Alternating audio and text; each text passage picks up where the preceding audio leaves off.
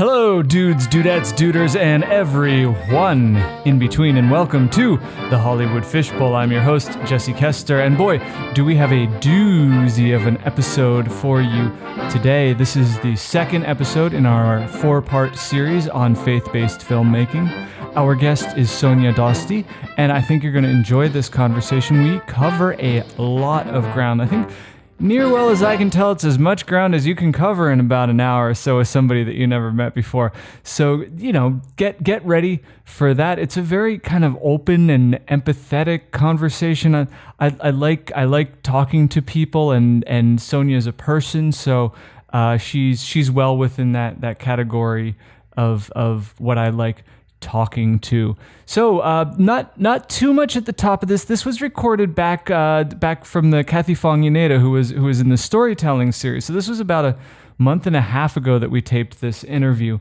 This is the second interview of the day. The morning was a 3 or 4 hour drive. We did Kathy's interview. Then Kathy, her husband, and I went out for lunch, and then we came back and did Sonia's interview. I had gotten up at maybe 4 o'clock in the morning or something that day, and these conversations do require a fair bit of focus, and I could be a little burnt out after one of them on a good day. To add on to that, the drive, and you'll start to see that I'm getting a little punchy on this one. You can kind of smell it every now and then that I'm not quite I'm processing things in my own way. Doesn't kill the interview, that's for sure. I think it's still a good conversation, but you can smell it. You can smell it here and there. Sonia's on point. She delivered on what she promised she would, which was insight, wisdom, and the world through her eyes. So you know what? Without further ado, I give to you, Sonia Dosti. Drops.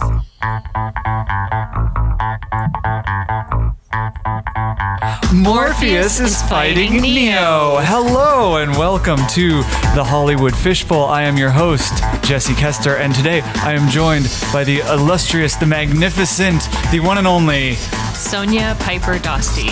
Beautiful. Welcome to the program. How are you? I'm good. How are you? I'm doing fantastic. I'll be even better once this music burns down. Pretty good music, huh? It sure is. You loving it? Because I'm loving it. What would you say is your favorite thing about this song? Probably the fact that I can't hear it right now. And Morpheus is done fighting Neo. All right, we are on. We're live. We're hot. You good? Yes, okay. I'm good. Now, how we start out each episode is with 5 in 5. So I'm going to ask you 5 questions.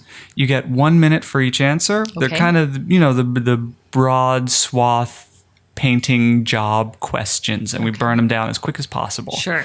So, you ready? I am. Oh, and you get beeps. Question 1. Where did you grow up, and how did that inform who you are today? I grew up in a small town called Alamogordo, New Mexico, and my father was in the military, and I used to look out to the sunset and imagine I was like Luke Skywalker, ready to go out west eventually to California and work in the film business. But you weren't like a traditionary military brat transplanting from town to town, place to place, where you grew up in one spot? Well, I was born in Korea. My father met my mother there, and so I was born in Korea, and then they came back. My father was stationed at the White Sands Missile Range in Alamogordo, so we lived there until I was actually 12, and then we moved to Texas. Actually, it was just my mother and my brother and I because my parents divorced at that point. Oh, okay. How old were you when they divorced? 12. 12. So that kind of, it was a bit of a punch to the gut? Oh, yeah. Especially when you're going through puberty and you're already thinking a pimple is the worst thing in the world. Then suddenly your parents divorce. The foundation of your entire life is exploding. That was question 1. You ready for number 2? Sure. All right. Number 2. By your measure, what is the must-engage media, the book, the movie, the record that people should listen to before they die?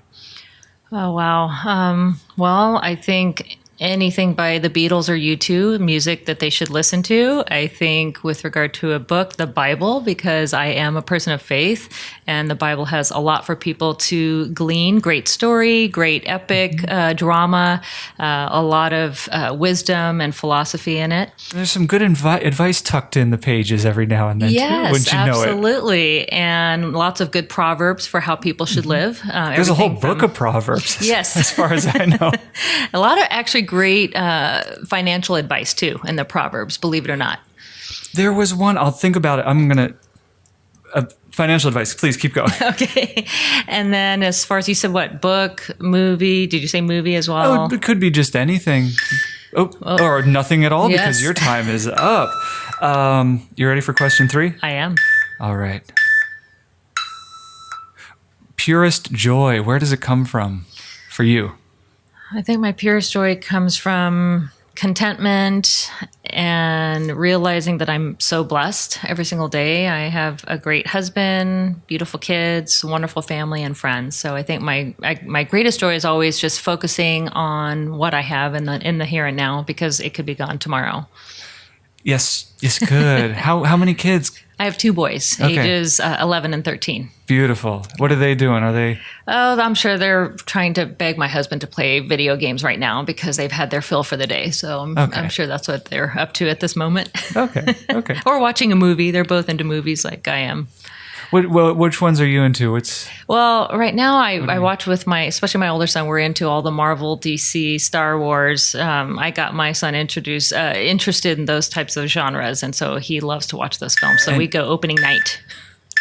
Well, I got questions on that. You ready for the next one? Yes, I am. Here we go. What gets under your skin? I think people who espouse faith, especially for me as a Christian, if there are Christians who say that they love Christ, I think what gets under my skin is to see that they are not living out the faith in a loving way. That's something that gets under my skin.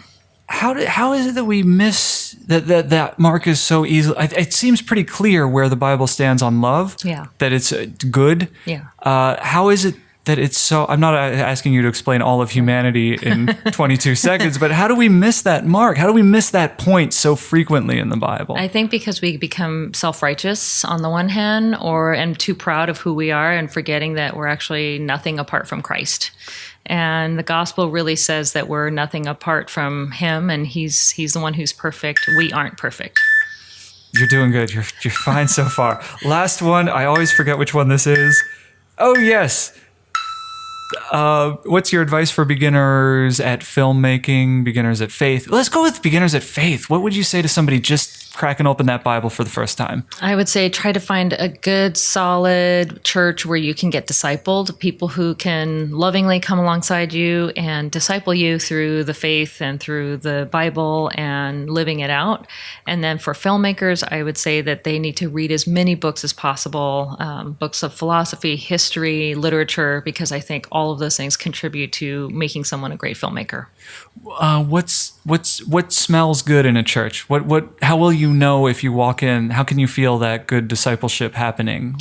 I think if you walk in and you are immediately greeted with people who are just loving you, no matter what you look like, who you are, what race you are, if people are just welcoming and loving, then you know this is a church where people are welcoming a stranger. You did it. All right. Okay. We're done here. Thank you so much for coming on the Hollywood Fishbowl. That was a stunning breakout performance. Thank you. Not done yet. How are you? I'm good. Glad to be here. Let's go back to Texas. Yes. You were 12 when you moved to Texas? I was 12. All of my Korean relatives had since moved from Korea. My parents had sponsored them to come to the States, and they were becoming citizens. They all had relocated to Dallas. So when my parents divorced, my mom went to the one place where she felt like she could get support, and that was to Dallas, Texas, and that's where her mom and sister and 2 brothers lived. So your mother's Korean, yes, and your father's Heinz 57 mix. I just did my 23andMe, so it revealed that he's. Are you related to Genghis Khan? No, I'm not. Okay. Not that I know of. But on my dad's side, there's French, Irish, German, and English. Okay, yeah. That's my family: French, Irish, German, and Hungarian. Oh, okay. So we're close. We might be distantly related. 50% of us is 75% from the same country. Yes. then you come over here first, and then your family starts coming over? Well, yeah, my parents and me we came from South Korea to America. And what then year? when I was, that was 1970. And then in 1975 was when when the rest of my relatives had moved over. So what was, you're sentient when that happens. Are you sentient? You're old enough to know I just remember when who you are and what you want in the world, and yeah. What does it feel like to come over here with your family? Well, I mean, I was so young. I was an infant when I came over, so obviously I was grandfathered into citizenship because my father was in the military. Yep. But then coming to this country, and my mom became a citizen, and I had dual citizenship for a little while because I had been born in Korea, but with a military father. But when was that 18 that expired, or gosh, not to get into the mechanics? No, everybody loves it was only a few years that I had dual citizenship. And I would have had to go back to Korea several times, and my mom and I actually never went back until 1997. And you had no real cognizance of the complexity of what that... They didn't ask you? Not at all. Okay. But it was interesting. I remember very clearly when my relatives moved from Korea and came to this country. I remember taking the trip up to Albuquerque and them getting off the plane and getting into the car with us. And my grandmother barely being able to speak English, but she opened up this little piece of paper, and it was a coloring page where I had colored something, and my mom mailed it to her. And so that was how she first greeted me, was opening that and showing me what I had colored for her. And so I have that memory so clear in my mind today as if it were yesterday. That is so sweet. But when they came to this country, my grandmother and my aunt both worked at the Holiday Inn. They were cleaning, they were maids basically for Holiday Inn. And then one uncle worked at a sawmill, and then my other uncle, my grandfather, worked as dishwashers at a little cafe at a restaurant. So they worked so hard. They worked night and day for very little pay just to try to get started in this country. Yeah. And so you're growing up. You hit 12. When does the fighting start, though? Is it before 12? I mean, did they keep it private from you? Was it? With my parents, was it messy? I remember that it was at times messy. But here's the thing: my father had left the military. He was no longer wanting to. He was working in top secret, and I think the weight of that, and I think he saw certain things in government that he thought was that they were pretty incompetent. And so he had an honorable discharge. He was ready to leave. And then he started his own business. And within a very short time, he became very well-to-do with his business. And I think that was actually the beginning of the end for my parents, because once you gain a certain amount of success, that actually can create more temptations and just a lot more issues for a family. The vices come knocking at your door. Yes. When you've got the money to pay for them. Yeah. You don't have to go looking for them anymore. Yeah, exactly. So you're 12. They get the divorce, and you move to Texas. Yes. What's your life like there? You're starting junior high school at that point? Yeah, I was from zero. Are you on the fringe, on the outs with everyone? When you're relocating to a whole new state where the fashions are different and people speak with a Southern Texas accent, and you don't have that same accent. And I actually never wanted to adopt the accent because I was sure that I was not going to stay in Texas. I was absolutely bound to get to California. Because so this was my desire. This was a known from my an early desire day. to move to California to work in film and TV started probably when I was 10. And so I remember when my parents said, we're going to get a divorce, and my mom said, we're moving to Dallas. I'm like, Mom, we're going in the wrong direction. We need to be heading further west. We're Turn going east. right at the T in the road, not left. And so moving to Texas was not easy in junior high, but I very quickly made a group of friends, and one of those friends I'm friends with to this day. She's one of my best friends. What was calling you about LA? Was it in front of the camera, behind the camera, or just the whole schmear was? I think all of it. I mean, I did a lot of theater as a kid and acting. What were your plays? Did you do the high school circuit? Oh, yeah, I did some of the high school circuit. I did children's plays, just a lot of, whatever they had open. I would audition for anything and everything and participate. But I did a lot of things, not just theater. I also played the piano, and I was in student leadership. I was one of those people. I kind of did a little bit of everything. Okay. Yeah.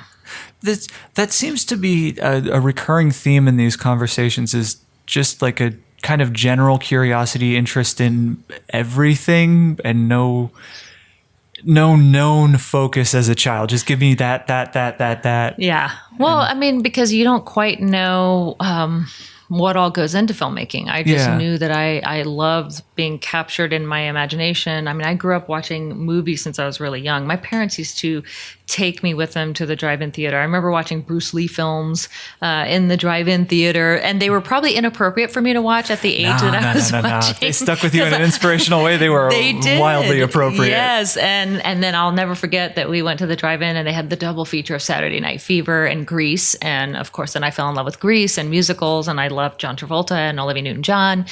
So all of that, and then came Star Wars, and for me, that was very transformative because I loved space, science fiction, and for me, and I also grew up watching Westerns. Like my dad loved to watch John Wayne movies, and to me, the Star Wars trilogy is really, it's a space Western. And so I fell in love with that whole trilogy as a kid. And George Lucas and Spielberg really just, everything they did made me say, I want to go and be in that business where you can be transported to another place and escape and have a great time. Just so I can judge your entire being on a hyper-reductive question. Yes. Luke Skywalker or Han Solo? Who were you crushing on as a kid? Oh gosh. Well, I was crushing more on Luke Skywalker because he was kind of the innocent kid, and Han Solo was kind of the bad boy. Yep. So I just thought he was trouble. Yeah. Okay. My older sister, she was all in on Han Solo. Oh, really? That was her guy. She loved him. I thought he was the more handsome of the two, but Luke was the nicer of the two. Yeah. So you go to high school. You finish high school. Is there a college in there, or is it straight to LA afterwards? Yeah, there was a college. So I was applying to University of Texas at Austin. They have a pretty good film program, and I applied to New York University's film program, and I applied to a women's college in the Bay Area. So for me, it was all dependent on where I would get the best deal because, coming from a single parent, you got to think about that. I didn't have enough money to go. And so I got scholarships almost everywhere I applied, but the best scholarship was actually to Mills College in Oakland, and it's a women's college. How old were you when you got into THX 1138? If you were welcome to the world of Lucas on Star Wars. I actually didn't see that film before I saw Star Wars. I didn't watch that until I think it was maybe in college in one of my film classes. It's a very different film. Yeah. It's a very, very different film. Yeah, and especially for George Lucas, who I feel after Star Wars, he sort of, I don't know what happened to him as a filmmaker, but I think unlike Steven Spielberg, who really went into some interesting places, I felt like after Star Wars, it was almost as if George Lucas didn't quite go beyond the whole trilogy. And then even when he came back and did the prequels, which I thought, for me as a Star Wars purist, I didn't like the prequel. That's a hot take. I've never heard anybody say anything disparaging about the three Star Wars really? prequels. No, they're like the most. Oh gosh, they have taken more heat than any film in the history of cinema. Because for me, I know it's a different kind of a rabbit trail we're going on, but I think the prequels, for me, I felt that they lacked humor, because when you think of 4, 5, and 6, there was a lot of humor in those movies, and you love those characters. You immediately fell in love with, Chewbacca and Han Solo and Skywalker, etc. But when you watch the prequels, it's like, how can you take some of the best actors, Natalie Portman, Sam Jackson, Ewan McGregor, and make them so serious and wooden, I will say, can I pay some love to the prequels? Sure. That was when I realized that Ewan McGregor is one of the best thespians of our generation, because he gets through all three of those films. He does. Without any irony in his performance, without any... Right. He doesn't check out ever. Right. And he's in it. Yeah. And he does it. Like, he really does that character of Obi-Wan. Well, he's the only thing that anchors that whole prequel, really. But it was, to me, a shame that everything else couldn't rise to the level that he was at. That he couldn't carry this... Poor guy. What, $500 billion the weight franchise? Of that whole thing Put on it all him. on Ewan's shoulders. That's unfair. Now... we're I'm not letting the cat out of the bag telling tales out of school and saying that we're here to talk about the Bible a little bit. We might swing around to that. Is that walking with you the whole time through elementary, junior high school, college, or when do you? Well, my parents weren't really practicing Christians. They would say, "Oh, we're Christian," but we went Easter and Christmas was pretty much the extent of it. Yeah. But it was when I was actually 8 years old and I was visiting from New Mexico to Texas. At this point, all of my relatives had moved to Dallas. So I took Southwest Airlines by myself as an 8-year-old to go visit my aunt and my grandmother and grandfather and uncle. And I went with my aunt to a little store where she was working. It was a men's clothing store in downtown Dallas. And her coworker, I'll never forget, it was 1978, and he was wearing this powder blue suit, and his name was James. He was African American, and I'll never forget that he had the most amazing, it was an afro because that was the style back in the late 70s. But he and I started talking about God, and he asked me, "Do you know who Jesus is?" And I said, "Isn't he the Son of God?" And he said, "Did you know that you can't have a relationship with God without having a relationship with Christ?" And so that was like, he went through and shared the gospel message with me. And I had never heard that before. And so he was the first person to ever share that with me. And from that point forward, from that point forward until the rest of my life, I was like, I believe that. It's hard to explain. That's where faith becomes very intangible. It's hard to describe. But from that point forward, I never doubted that the only way to God was through Christ. And so he said, "You need to start reading the Bible and getting to know who God is." And I'm 8 years old at this time. Yeah. So I remember coming back from that trip, and I told my parents, "We have to go to church. Please take me to church." And so I think my mom took me a few times, and I was joining a little youth group. And so whenever she would take me, I would go to the youth group, and I loved it. Loved learning the Bible, loved being in that class. Which were the stories that spoke to you early on? It was really a lot of just the New Testament and all of Christ's teachings. Some of the Old Testament stories, I didn't really grow up on those, but I would just read some of those Bible story books that were very colorful, and that was kind of how I got my early education of the Bible. But over time, then my mom just didn't really want to go to church because my dad didn't want to go, and so when one doesn't want to go, the other doesn't want to go. So I remember walking in on a Sunday morning and saying, "Mom, Dad, can we go to church?" And they didn't want to go, and I would just be so frustrated and that's where I say that faith is a gift. It's not something I earned. It's not something I can explain. It's just something in me wanted to be at church and wanted to learn about God. And so then a few years later, when they said, "We're going to get a divorce," and the first thing I said to both my parents, I said, "You might not be getting a divorce if we had gone to church together." You threw that down on the table? I threw that down. I'll bet that went over so well that they were just like, "Oh, thank you for the feedback. We'll take that into account next go around." And it's funny because now my mom and I talk about it, and she said, she said she had made a deal with God where when I was 3, she and my dad actually divorced when I was 3. And they stayed together. And they were divorced for a year. My mom came out here to actually San Luis Obispo with me for a little under a year. And then she kind of made this deal with God. She was like, "God, if my husband and I can reconcile, I promise I'll go to church. I'll go every Sunday." So they did reconcile. You hit a nerve with that one. Yes, I think I did. So we've talked about that. And she said, "I really should have stuck to the deal that I made with God. I should have really just gone and just been faithful and learn and grow." She goes, "But I wasn't growing as a human being." But you're not, you can't take faith. Like you said, it's something, I haven't been given faith. Yeah. I have none. So but keep that in mind. Yeah. Whenever you say Jesus is the Son of God, my brain hears the metaphor of Jesus is the son of the metaphor of God. There's just this constant translation. Yeah. So please bear with me. No, that's fine. And that's really why I want to be doing these conversations, is because it's a world it's invisible to me. I see it every day, but it's invisible. Yeah. Other people are experiencing it in real time. I'm not. So please just speak. Okay. No, I appreciate your honesty about that. I'm just going to listen. But then there's kind of like a little bit of a catch-22 in faith. And like, if it's fact, it's not faith. And if it's faith, it's not fact. So do you couple with that? Yeah. And that's, my boys are struggling with that a little bit. My younger son says, "Mom, I just need to see Jesus in person, and then I'll really, really believe." And I said, but even when he was living on earth and in the Bible, he would say things like, "I'm here with you and you still don't believe. I'm doing miracles." And people would still not believe. So I think we could have all the miracles on the planet, and it's if you don't have that gift of faith, it's just not going to resonate with you. Absolutely. Walk walking on water, and my first thought is, yeah, well, like David Blaine just uses plexiglass. So what? There's a way out. Like your brain can find a way out of any belief if you give it enough room. You don't even have to give it room. It'll find a way to believe whatever it believes without your contribution to the dialogue. Right. Yeah. So Romans calls it, we just suppress the truth. Mm-hmm. That's what Romans says. Keep going. I'm listening. It says that man will, even if they know the truth, they'll suppress the truth in their unrighteousness. So there's the whole idea that you could be presented with facts and you could be presented with evidence, and sometimes we just suppress the truth. My dad calls them comfortable truths, the ones that we hold to not lose our minds. They're comfortable. Yeah.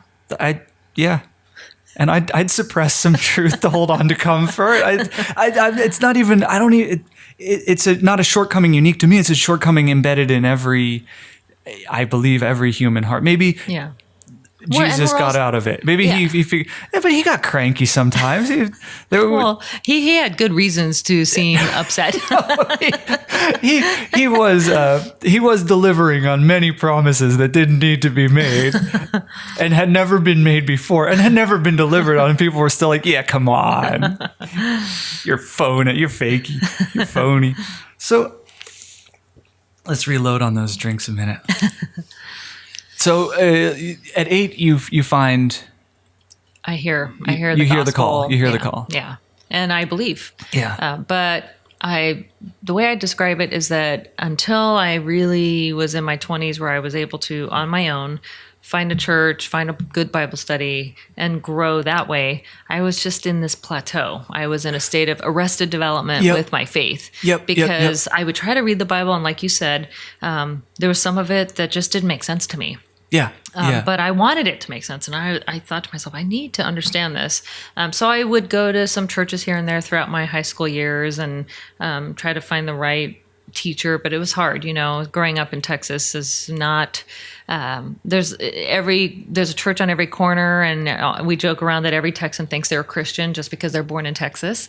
But there's a lot of crazy doctrine there. There's a lot of prosperity, what we call prosperity gospel doctrine out there, which is that you name it, you claim it, Jesus will give you everything you want, including prosperity.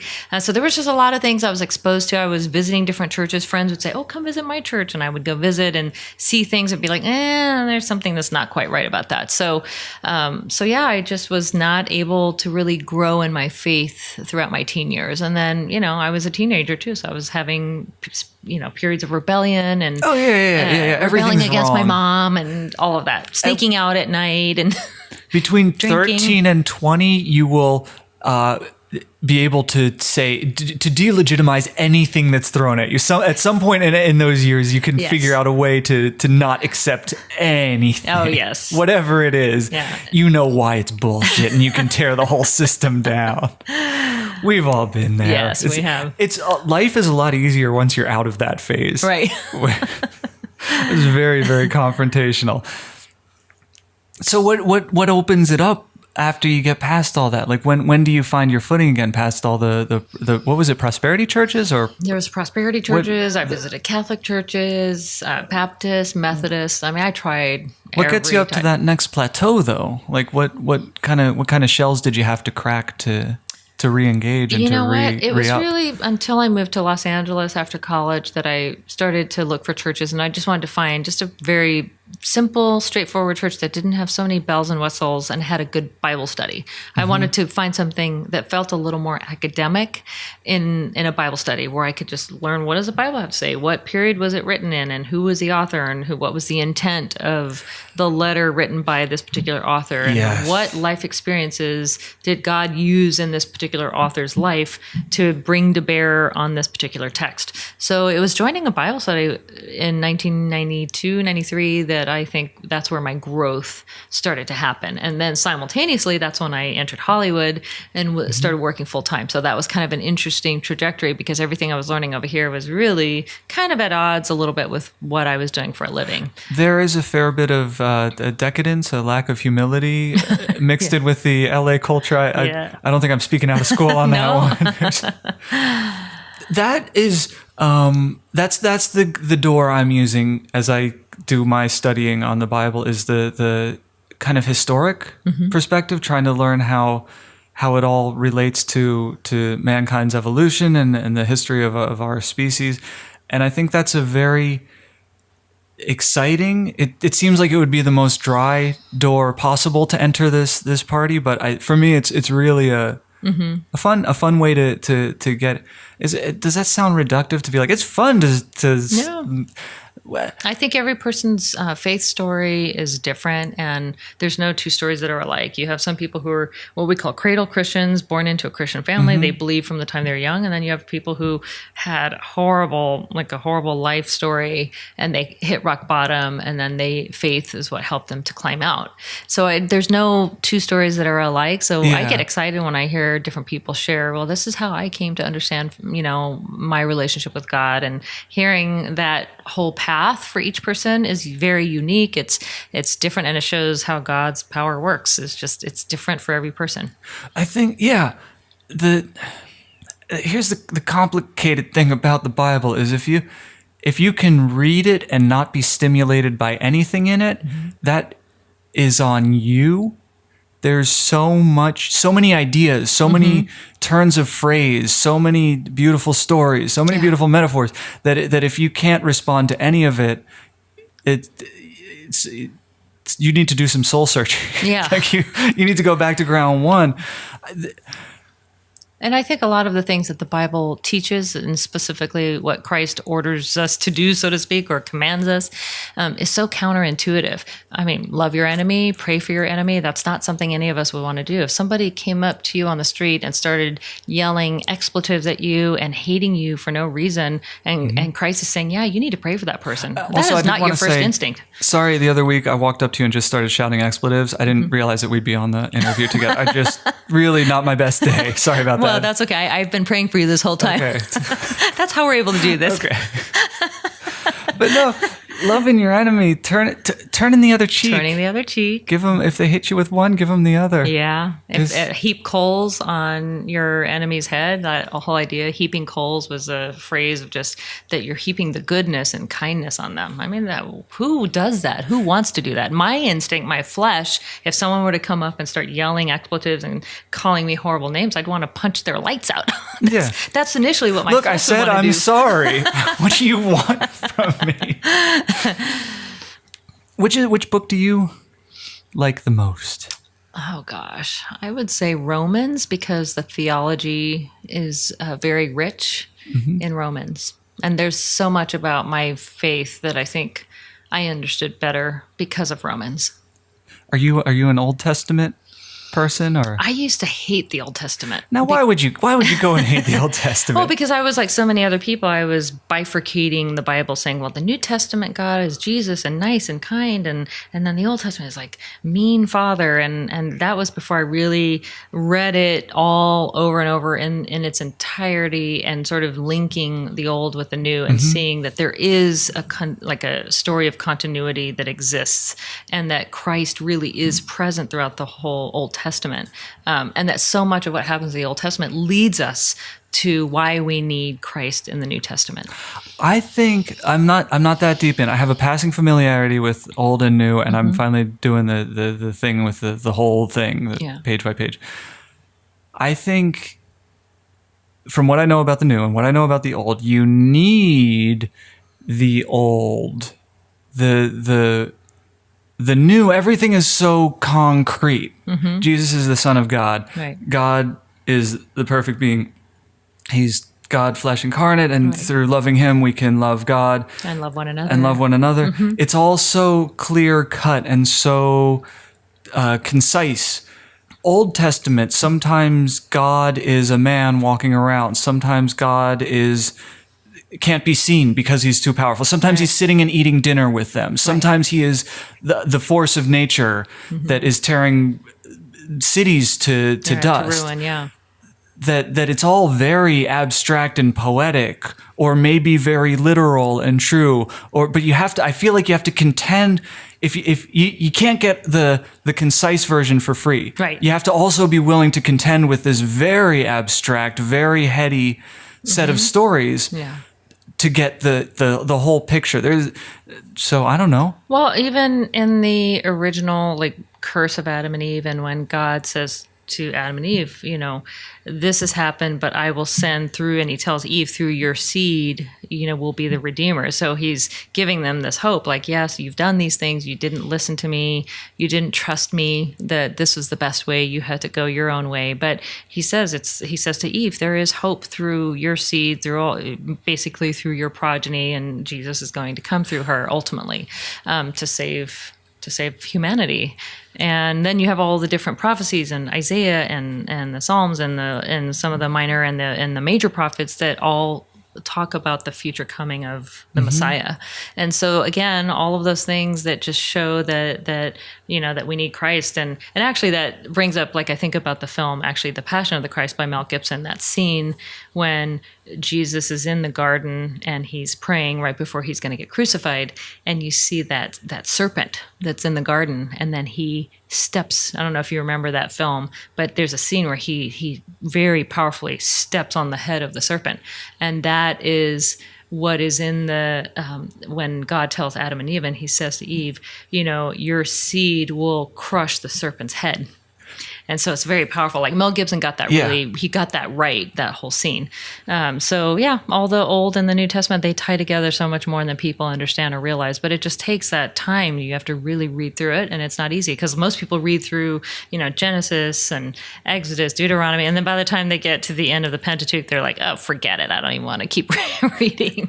There's a lot. There's a lot of rules about when you can kill a bull and what you can cook your goat. There's in Leviticus, it takes a lot of the rules. It takes some side paths. Yes. They're winding garden paths throughout that book. It's not straight adventure throughout. Right.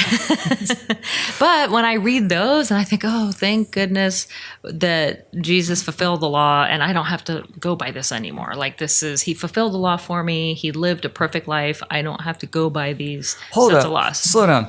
Back up. Explain this to a plebeian, or sure. Not a Nubian, but a newbie. Well, part of the gospel message is that because we're sinners, we're all condemned, but the hope is that Christ not only came to earth to pay the penalty of our sins on the cross. People get that part right, but the other part people don't ever bring up is the fact that he also lived on the earth in our place, lived perfectly, he lived righteously, and we get credit for that. So in other words, it's as if, my husband always says it this way when he preaches because he's a pastor, but he says it's as if Jesus took the test of life, he got an A+, and he writes your name on it. Okay. We take the test of life, we get an F. We deserve an F every single day because we fail every single day. Every errant thought we have, if we're on the road and we see someone cut us off, and in our head, we may not flip them off, but in our minds and our hearts, we're flipping them off because we're so angry that they cut us off. Well, see, I live my truth. I lean out the window with two middle fingers aloft, screaming my head off. Well, guess what?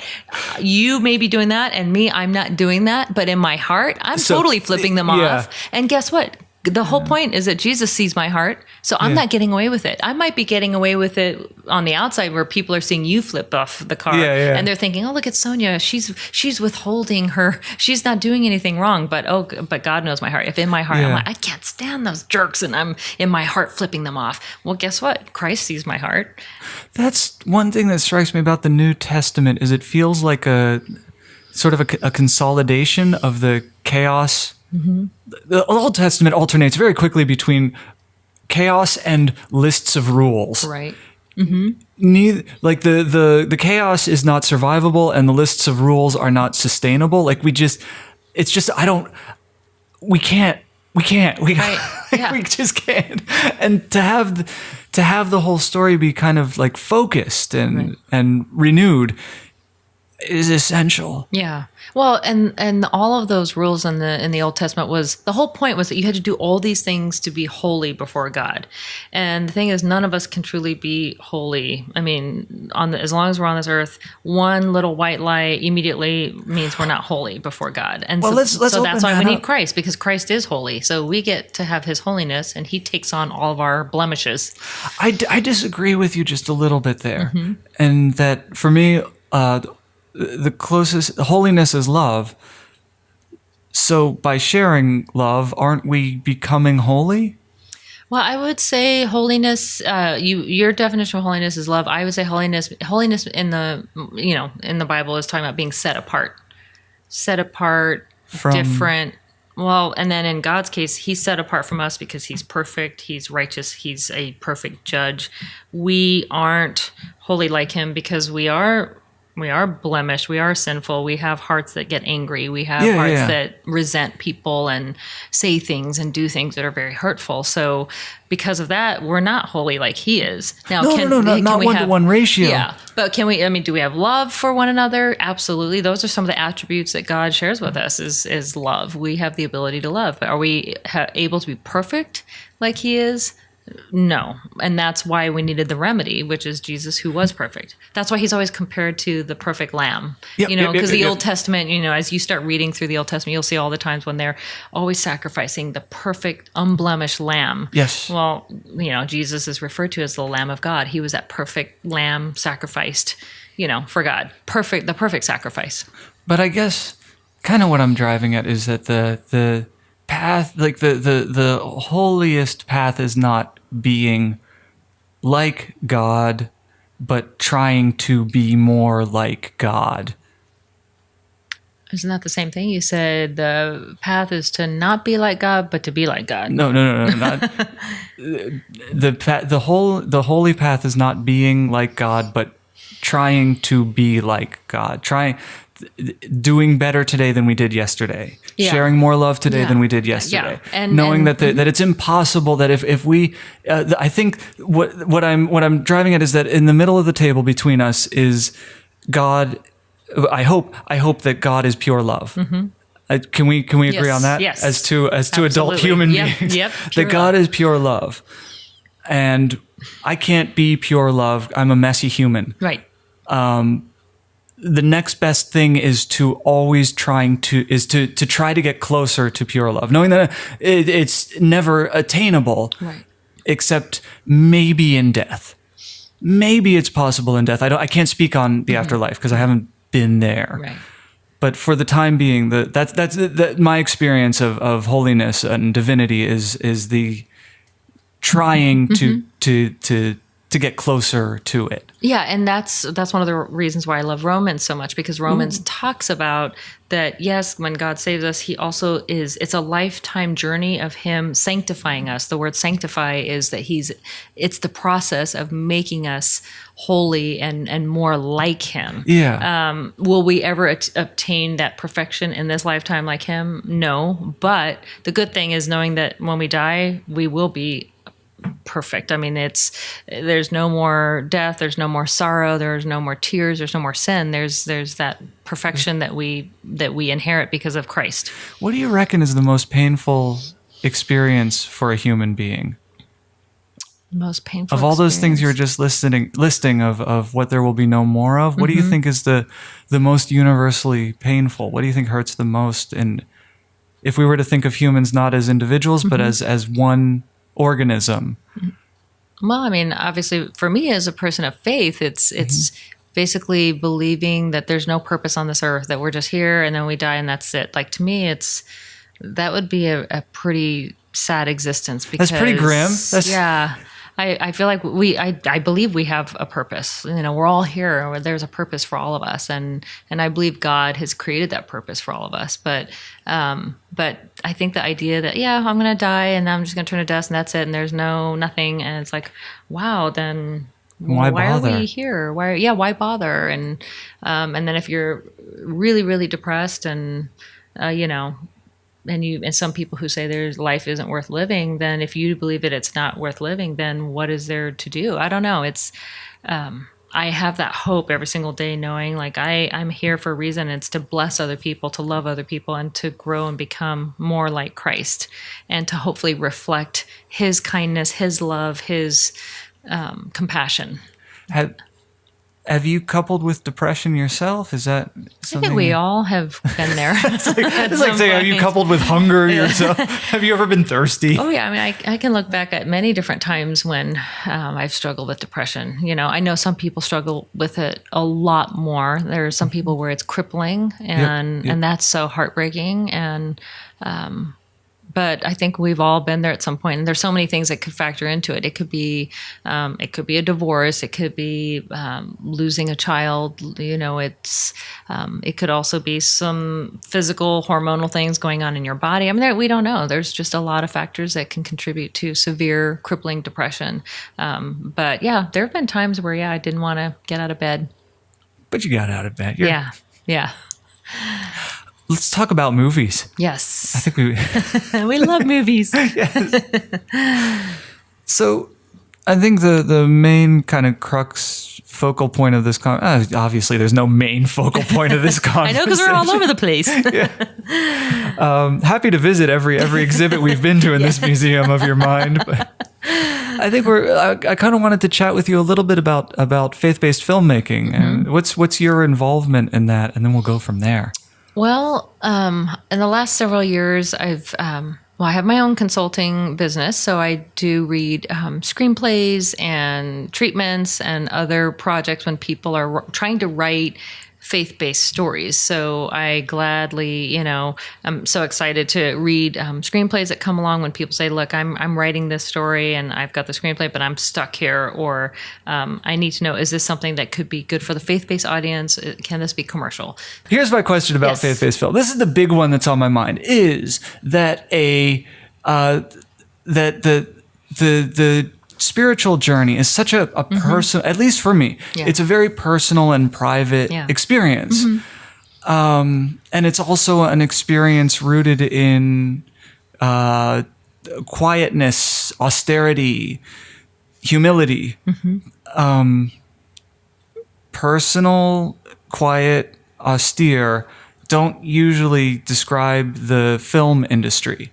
So how do we reconcile what should be a personal, quiet, austere experience with a very expensive, very public, and I'm not saying that there's no room for community whatsoever in the church. Obviously, the church is exactly community, but how do you personally square those two very contradictory impulses? Well, I think that's when I worked in Hollywood, mainstream Hollywood, I was trying to actually work on a couple of faith-based projects. There was one with about Noah's Ark. We were trying to do a modern retelling of Noah's Ark. And what was hard about that was having so many different perspectives on how it should be made. And I was much more like, we need to be faithful to the text as possible, because if you deviate too much from it, then you won't get the faith-based audiences. And that was what was so hard to describe to a lot of my colleagues and peers in Hollywood. They didn't understand why faith-based audiences weren't going to movies like The Last Temptation of Christ by Martin Scorsese, which a lot of people considered very sacrilegious because it was taking some crazy liberties with the life of Christ. And then when Passion of the Christ came along, like, that film was really castigated by mainstream Hollywood, because I think Mel had really taken a different alternative route to get support for that film. He went to a lot of megachurches. He went to pastors. He was like, hey, this is the film I'm making. And then it sort of went through that thing where they had all these rumors that, he was working with very anti-Semitic people who wrote the script and everything. And, I remember having lunch with a woman who was an agent in Hollywood, and she told me, she's like, you know what? I cannot watch that movie because I hear it's anti-Semitic. So I asked her, well, on what's the evidence that you have that that's true? She's like, well, I heard that. And I said, okay. I don't know. It seems they kill him. Well, but if you watch the film, the Romans come off as the worst. They're the bad guys, really, because they're the ones who carry out the execution. Yes, are the Jews the ones saying crucify him, crucify him? Yes, but it's the Romans who carry out the actual execution. So really, everybody's a bad guy in there. I mean, even his own disciples totally abandon him, so they're bad guys too. But what I said to this agent, I said, look, so that means you're okay if you want to send me a writer to read. Are you okay if I say to you, you know what? Someone told me your writer sucks, so I'm not going to read it. I said, or would you want me to judge that writer myself reading the screenplay? She was like, she goes, okay, you have a point. I said, don't judge based on rumor. I said, go watch the film, see what you think, then make your decision. But it was a really weird time. I just remember that film, just people were staying away from it in mainstream Hollywood. And I'm thinking, this is from the filmmaker who made so many people so much money in that industry. And obviously he had some controversy that went on around that time. I'm trying to remember the timeline. Was the poo hitting the fan when that film came out? After that film came? I mean, he hit a wall. He hit a wall. A very public wall. He did. Where and he I'm trying said to remember those if that was horrible before, during, that was or actually after. that was actually after. I thought it was That after. I happened thought he after. was still in good grace. I think there was, and I won't say the agent's name, but there was an agent, a very powerful agent, that just had it out for him and his film. And I had heard rumors that it was two things. One, that he was upset that he could never represent him, so he went on a crusade to really destroy the film. And then the second rumor about that same agent was that that he was really wanting to quash anything that might come off as anti-Semitic about the film. So I think the whole thing was just really, it was a sad situation, because everyone I've ever known who's worked with Mel has said that, and I had a really good friend who she ran his TV company, and everyone I know who's ever worked with him said he's such a great guy, treats above the line, below the line people all the same. He is good to people who work for him, and he's very funny. He plays practical jokes and all of his actor friends still defend him to this day.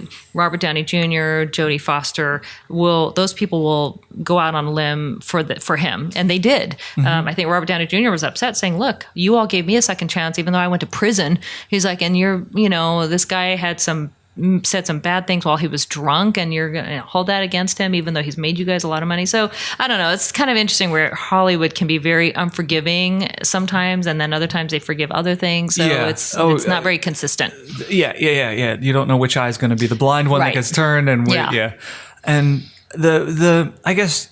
Not that we're looking for any conclusion, but the closest thing I've come to a conclusion is it's up to the individual who and when they separate the artist from the art. Right. And if they choose not to separate the artist from the art, that's got to be okay. Well, and these were the people who were castigating him, punishing him, but meanwhile they were saying we need to bring back Roman Polanski, and they were doing movies left and right with Woody Allen. So I'm no, come on. No. You don't get to pick and choose. And now with the Me Too movement, now Woody Allen is on the outs, but for a long time, so many of those actors worked with him without fail. Yeah. And now it's not kosher to work with him. You take the first poll. Okay. Let's see here. All right. Oh, I hope it's yours. What'd you get? It is one of mine. Oh, all right. And it's one I was telling Kathy about. Okay. This one says, should faith-based films always be rated G or PG? Why not rated R? Okay, because all the faith-based films I have seen have been G or PG. Actually, no, I take that back. I think the most recent one I saw... Where'd Passion land? Was that not R? Well, Passion of the Christ is the only R-rated one. Okay. And it was for violence, for the crucifixion. But I think, actually, I Can Only Imagine by the Erwin brothers, I think was PG-13. Okay. Because I think they have a couple of expletives, and then there's drinking and some violence, a little bit of violence in there. But I personally think... because I am in ministry, my husband's a pastor, we've counseled, life in church is not always G or PG. The things that sometimes happen in people's lives can be very rated R. Whether it's porn addiction, if it's... marriage that's having problems because the wife was maybe molested as a child, and is really struggling to connect with intimacy. From that. So when I used to go to Hollywood and visit my friends after we had just moved here, a couple of them asked me, "Oh, so is your life like Little House on the Prairie now that you're in ministry?" And I said, "No, it's more like an HBO series. It can be dark. It can be very edgy." Yeah, and you have people coming to you who are in need. In need of help, not because their lives are so easy, but because they're broken. There's difficult challenges that they're looking at, and they can't do them alone. Right. So they're reaching out. And I think that obviously I wouldn't say that a faith-based film should be gratuitously R, like with sex or something like that. But I think people use foul language, and sometimes there's drug use. Sometimes there's situations where there's domestic violence. So I think sometimes we may get to that point where a faith-based project might be a little bit edgier. But I don't think a huge number of people in the faith-based community necessarily want to watch something that's rated R or edgy. I think a lot of them want to see those stories like I Can Only Imagine or Fireproof, where the ending is pretty happy and faith has really resolved the issue and that type of thing. But that's not always, it doesn't always work out that way. And I think part of the struggle of faith is what happens when your prayer is not answered? What happens if your marriage does not get restored? How does that, to me, that's going to be the more interesting faith-based film in the future. So that would be my answer for that. Can I levy a question? Yes. Against your, respectfully, I levy this. Okay. That comes up for me. It's too often that what happens if God doesn't answer a prayer, or why do bad things happen to good people? Every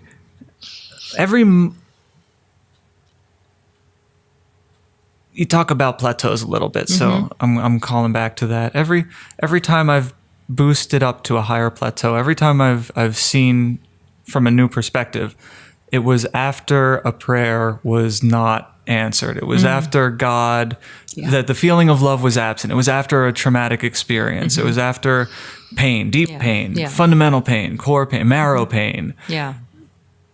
So I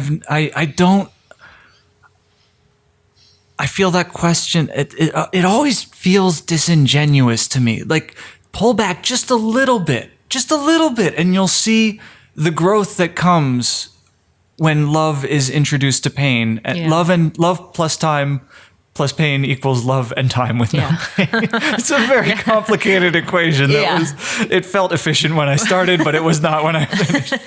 So I don't know. That's where I'm at with that. You don't have to have an answer, but. Well, I was going to say that if you look at when Jesus is with the disciples, and I don't know if you've read the story about when they're in the boat and he's asleep and there's a huge storm, and they're so upset because they go to Jesus. They're like, "Why are you asleep? Don't you care that we will die?" And he gets up and he says, "Oh, ye of little faith." And then he tells the winds, stop. And then it stops. Yep. And so what people don't realize about the story is that Jesus takes us through the storm, but he's with us. Yeah. But sometimes we feel that he's asleep at the wheel. Yeah. Because we're sitting there like, why am I going through this? God, like, why would you allow this to happen? But once we get to the other side, we see, wow, like I grew so much, or I learned so much, or my faith is even deeper than it's ever been, because we don't usually turn to God when things are going well.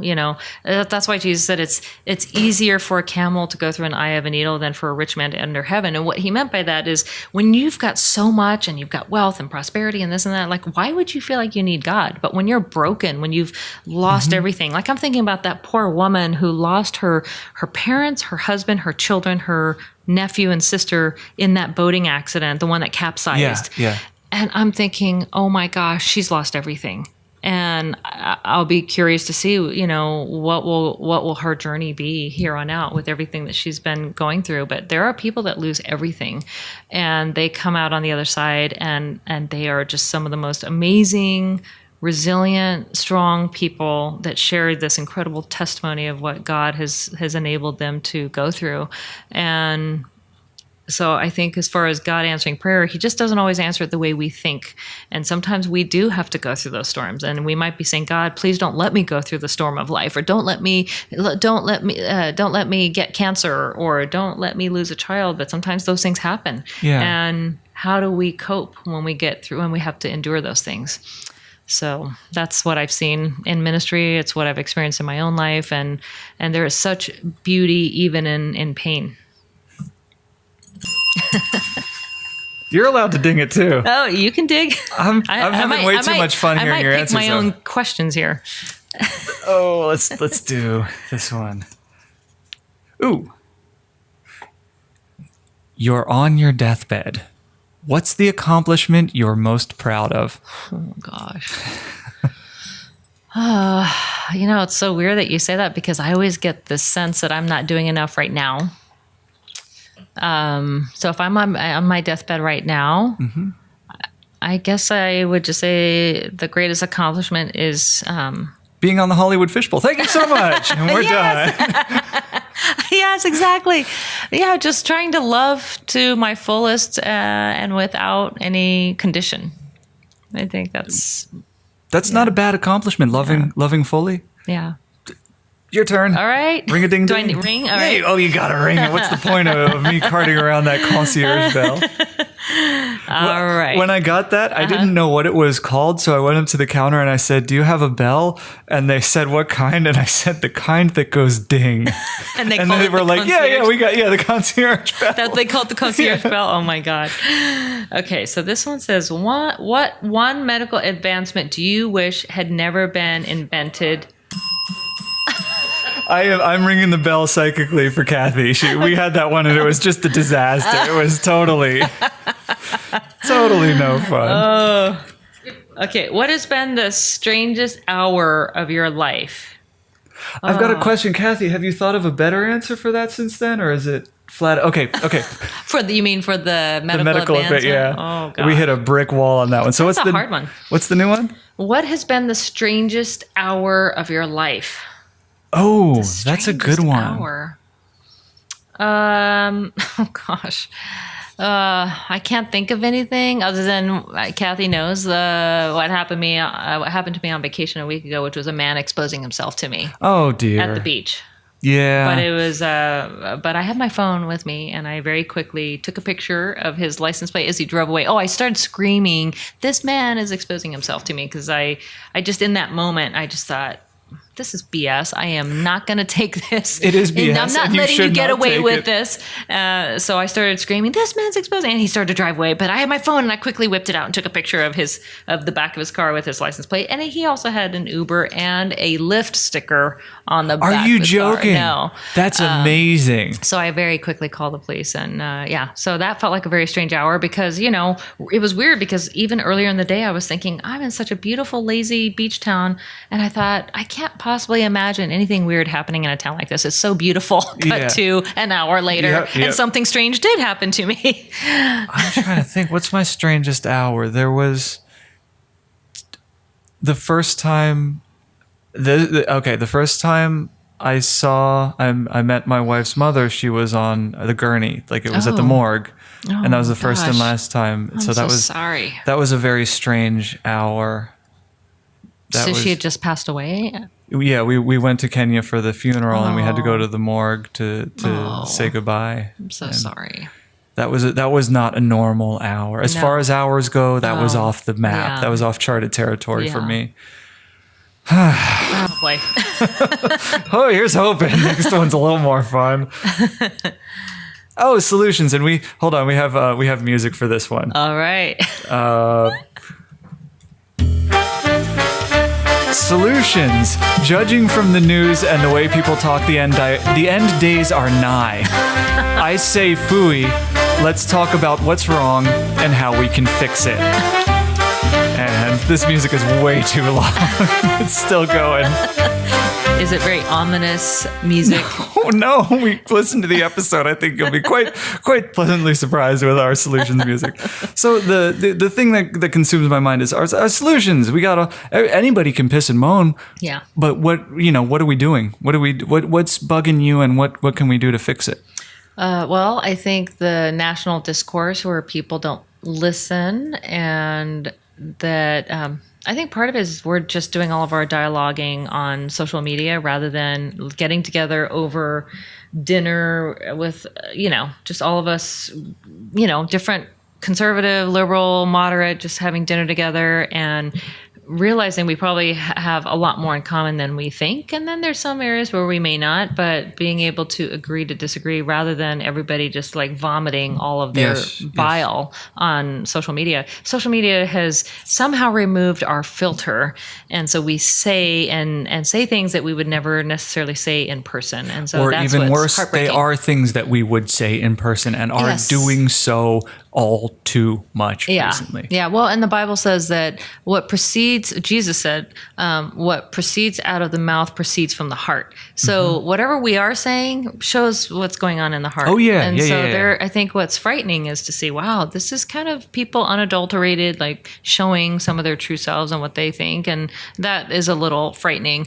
But it's just a lack of love, lack of courtesy, and the inability to try to just listen. No one wants to listen anymore. That is part of the reason I came back to America was because I am deeply, deeply distressed by the ever-growing divide between every strata is just pulling further and further away from its and you know what, now partner. that what we're learning in the news about Russian interference and all of that with all of our social media is that people tend to think of Russia as if we went to war with them, it would be bombs. No, it is a psychological war, and it is. Putin was a KGB agent, and he knows exactly how to get into our psychology, and so he's winning right now.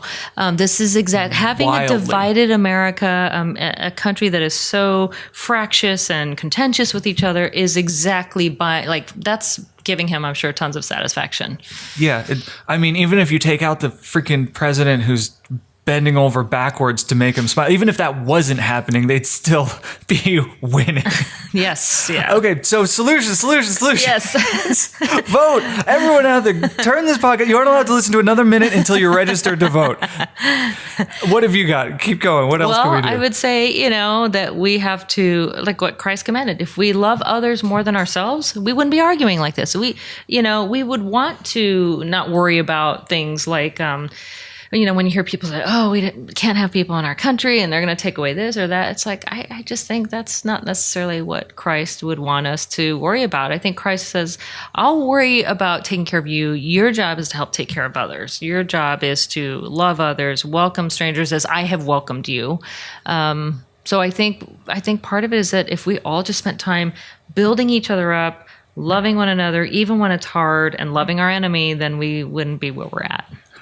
And I cannot think of a better note to end on. And I can't thank you enough for coming on and showing me the world through your eyes. Oh, thank you. Part of what we're trying to build here is, even if you and I are on very different ends of the spectrum in terms of faith, but to talk to you, to hear you, to understand your perspective means the world to me. I really deeply, sincerely mean that. Well, thank you. And if I could just say one parting word about faith-based movies. Hit me. You can say it. We have another 20 hours on this audio. No, I was going to say, roll. I do hope that people will continue to be supportive of them, because without more support of faith-based movies, they won't get better. The more that people see them, the more that there's a market and money for faith-based filmmakers to experiment and try new things and be more daring and bold. I look at the Erwin brothers who did I Can Only Imagine, and I look at them and my friend Dallas Jenkins. They grow as filmmakers. The more movies they get to make, the better they become. Steven Spielberg didn't get to Schindler's List until he made many, many, many movies before then and was given an opportunity. There was a duel in there. There was a 1942 in there Yes. before we got to Schindler's List. Yes, and didn't he do one of the Twilight Zone episodes? That was that movie, the film version. I think he did Kick the Can. Yeah. Anyway, but if all it costs is one 1942 to get one Schindler's List, that's fair trade. Exactly. Totally, we're still operating at a profit. Yeah, so I hope that people will be supportive, and even though they may not like faith-based films, they will get better, and they are getting better.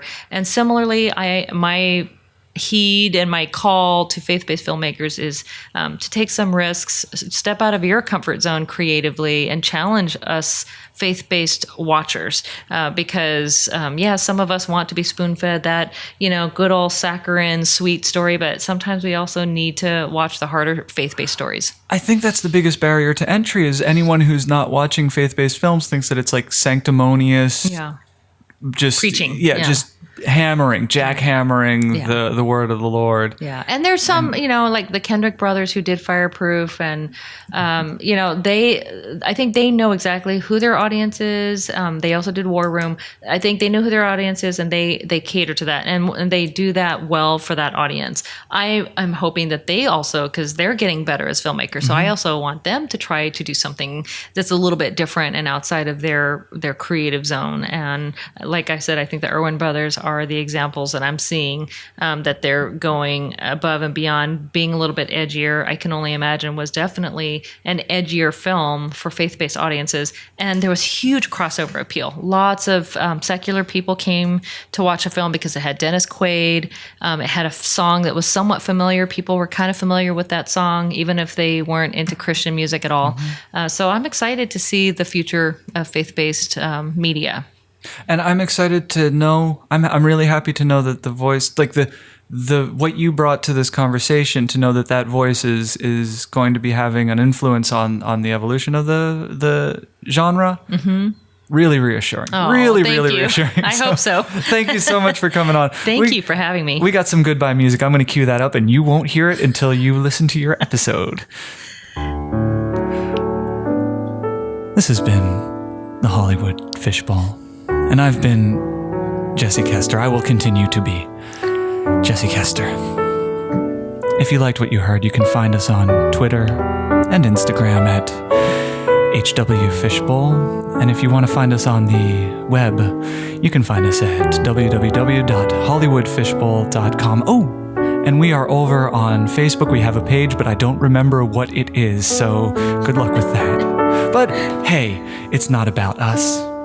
It's about our guest. Sonia, thank you so much for coming on. Where can people find you if they want to learn more about what you're building? Well, they could go to www.soniapiperdosty.com. That's SONJAPIPERDOSTI.com. Anywhere else? A Twitter, a Facebook? Yeah, I have Twitter at SPDosty. I think that's my Twitter handle. Okay. And I do have a Facebook page. All right. Thank you so much for coming on. Thank you for having me. And right now I'm just talking till the music runs out. It's still running. And now it's almost done, and now it's done. Now it's done.